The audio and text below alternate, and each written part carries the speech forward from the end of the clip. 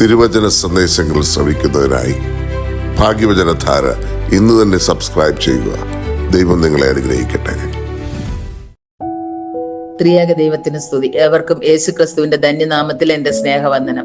വിശുദ്ധ മത്തായി എഴുതിയ സുവിശേഷം 1 മുതൽ 17 വരെയും വിശുദ്ധ ലൂക്കോസ് 3:23 മുതൽ 38 വരെയുള്ള ഭാഗങ്ങളിൽ യേശുവിന്റെ വംശാവലി രേഖപ്പെടുത്തിയിരിക്കുന്നു. ഏതൊരു യഹൂദ പുരുഷനും സ്വന്തം വംശശുദ്ധി ഉറപ്പായും കാണിക്കുവാൻ വംശാവലി രേഖപ്പെടുത്തണമായിരുന്നു. രണ്ട് സുവിശേഷകരും നൽകുന്ന വിവരണങ്ങളിൽ വ്യത്യാസമുണ്ട്. വിശുദ്ധ മത്തായി ശ്ലീഹ യഹൂദന്മാരെ ലാക്കാക്കി സുവിശേഷം എഴുതുമ്പോൾ അബ്രഹാമിൽ തുടങ്ങി യേശുവിൽ എത്തുന്ന വാഗ്ദത്ത സന്തതിയുടെ വംശാവലി വരച്ചു കാട്ടുന്നു. വിശുദ്ധ ലൂക്കോസ് യഹൂദന്മാരല്ലാത്തവരെ മനസ്സിൽ കണ്ടുകൊണ്ട് സുവിശേഷം രചിക്കുമ്പോൾ യേശുവിൽ തുടങ്ങി ആദാമിൽ വരെ എത്തുന്ന ലോകരക്ഷാഗണത്തിന്റെ വംശാവലിയാണ് ചിത്രീകരിച്ചിരിക്കുന്നത്. വിശുദ്ധ മത്തായി യഹൂദന്മാരുടെ രക്ഷകനായി മാത്രം യേശുവിനെ ചിത്രീകരിച്ചിരിക്കുമ്പോൾ ലൂക്കോസ് സർവ്വ ലോകത്തിന്റെയും രക്ഷകനായി യേശുവിനെ അവതരിപ്പിക്കുന്നു. എല്ലാവരും ദൈവമക്കളാണെന്നും എല്ലാവർക്കും പിതാവായ ഒരു ദൈവം മാത്രമേ ഉള്ളൂ എന്ന സത്യം ലൂക്കോസ് വെളിപ്പെടുത്തുന്നു. വംശാവലിയിലൂടെ നമുക്ക് തരുന്ന സന്ദേശങ്ങൾ: 1. യേശു ക്രിസ്തു യഥാർത്ഥ മനുഷ്യനും ചരിത്ര പുരുഷനുമാണ്.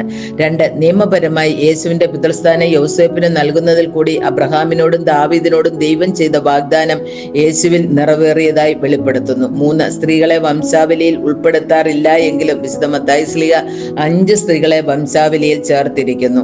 4. യേശുവിനെ ഇസ്രായേലിന്റെ രാജാവായി മത്തായി ശ്ലീഹ അവതരിപ്പിക്കുമ്പോൾ ലൂക്കോസ് യേശുവിനെ സകല മനുഷ്യവർഗത്തിന്റെയും രക്ഷകനായി ചിത്രീകരിച്ചിരിക്കുന്നു. 5. അബ്രഹാം മുതൽ ദാവീദ് വരെയുള്ള കാലഘട്ടത്തെ പ്രതീക്ഷയുടെ കാലഘട്ടമായും ദാവീദ് മുതൽ അടിമത്ത കാലം വരെ രാജാക്കന്മാരുടെ കാലഘട്ടമായും അടിമത്ത കാലം മുതൽ ക്രിസ്തു വരെ പ്രതീക്ഷയുടെയും കാത്തിരിപ്പിന്റെയും കാലമായുമാണ് ചിത്രീകരിച്ചിരിക്കുന്നത്. വിശുദ്ധ മത്തായി 1:17 ഇങ്ങനെ തലമുറകൾ ആകെ അബ്രഹാം മുതൽ ദാവീദ് വരെ 14, ദാവീദ് മുതൽ ബാബിലോൺ പ്രവാസം മുതൽ 14, ബാബിലോൺ പ്രവാസം മുതൽ ക്രിസ്തു വരെ 14 ആകുന്നു എന്ന് പറഞ്ഞിരിക്കുന്നു. യേശു ക്രിസ്തുവിന്റെ വംശാവലിയിലെ സ്ത്രീകൾ. കർത്താവിന്റെ വംശാവലിയിൽ പ്രത്യക്ഷപ്പെടുന്ന 5 സ്ത്രീകളിൽ 4 പേർ പാപക്കറകളാൽ വിശുദ്ധി നഷ്ടപ്പെട്ടവരുടെയും വിജാതീയരുടെയും ഇരുളടഞ്ഞ പട്ടികയിൽപ്പെട്ടവരാണ്. ആദ്യമായി കർത്താവിന്റെ വംശാവലിയിൽ പ്രത്യക്ഷപ്പെടുന്ന സ്ത്രീ യഹൂദയുടെ മരുമകളായ താമാറാണ്. ഭർത്താവായ ഏർ മരിച്ചു പോയപ്പോൾ ജ്യേഷ്ഠ സഹോദരന് വേണ്ടി മക്കളെ ജനിപ്പിക്കുവാൻ ഒനാൻ വിസമ്മതിച്ചു. ഏറ്റവും ഇളയ ഭർത്തൃ സഹോദരനായ ശേല പ്രായപൂർത്തിയായിട്ടും അവനെ അവൾക്ക് കൊടുക്കാതിരുന്നപ്പോൾ അമ്മായിയപ്പനായ യഹൂദയിൽ നിന്ന് വേശ്യയെ പോലെ അഭിനയിച്ച ഗർഭിണിയായി അവളെയും വംശാവലിയിൽ ഉൾപ്പെടുത്തിയിരിക്കുന്നു.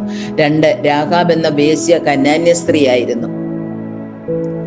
അത്യുന്നതനായ ദൈവത്തിലുള്ള വിശ്വാസത്താൽ ദേശം പരിശോധിക്കുവാൻ അയച്ച ചാരന്മാർക്ക് അഭയം നൽകിയ രാഹാബിനെയും കുടുംബത്തെയും രക്ഷിച്ചത് യോശുവ 2:1 മുതൽ 21 വരെയുള്ള വാക്യങ്ങളിൽ പറയുന്നു. തുടർന്ന് ഒരു എബ്രായനെ വിവാഹം ചെയ്ത് അവൾക്ക് ബോബസ് ജനിച്ചു. 3. മോബാബിന്റെ വംശത്തിൽപ്പെട്ട രൂത്ത് തന്റെ ദേശത്തെയും ബന്ധുക്കളെയും വിട്ട് തന്റെ അമ്മായിയപ്പയായ നവോമിയുടെ കൂടെ ബേത്ലഹേമിലേക്ക് പോയി. ബോബസ് അവളെ വിവാഹം ചെയ്തു. ദാവീദിന്റെ പിതാമഹനായ ഓബേദിനെ ജനിപ്പിച്ചുവെന്ന് രൂത്തിന്റെ പുസ്തകം 4:17 പറയുന്നു. 4. മത്തായി എഴുതിയ സുവിശേഷം 1:6 ദാവീദിന് ഊരിയാവിന്റെ ഭാര്യയായിരുന്നവളിൽ ശലോമോൻ ജനിച്ചുവെന്ന് വായിക്കുന്നു. ഭർത്താവ് ജീവിച്ചിരിക്കുമ്പോൾ തന്നെ വ്യഭിചാരത്താൽ ഗർഭം ധരിക്കുകയും അത് ഭർത്താവിന്റെ ദാരുണമായ കൊലപാതകത്തിന് വഴിയൊരുക്കുകയും ചെയ്ത സ്ത്രീയാണ് ബത്ശേബ എങ്കിലും അവളും കർത്താവിന്റെ വംശാവലിയിൽ പ്രത്യക്ഷപ്പെടുന്നു. 5. വിശുദ്ധ മത്തായി എഴുതിയ സുവിശേഷം 1:16 മറിയയിൽ നിന്ന് യേശു ജനിച്ചു എന്ന് വായിക്കുന്നു. യേശു ജനിച്ചത് യോസഫിന്റെ മകനായിട്ടല്ല എന്ന് ഇവിടെ വ്യക്തമാക്കുകയാണ് ചെയ്യുന്നത്. താൻ പാപികളെ സ്നേഹിക്കുകയും പാപത്തെ വെറുക്കുകയും ചെയ്യുന്നവനും സ്ത്രീ പുരുഷ ഭേദമന്യേ സർവ്വ ജനങ്ങളുടെയും രക്ഷിതാവായ മശിഹയാണെന്നും യേശുവിന്റെ വംശാവലി വ്യക്തമാക്കുന്നു.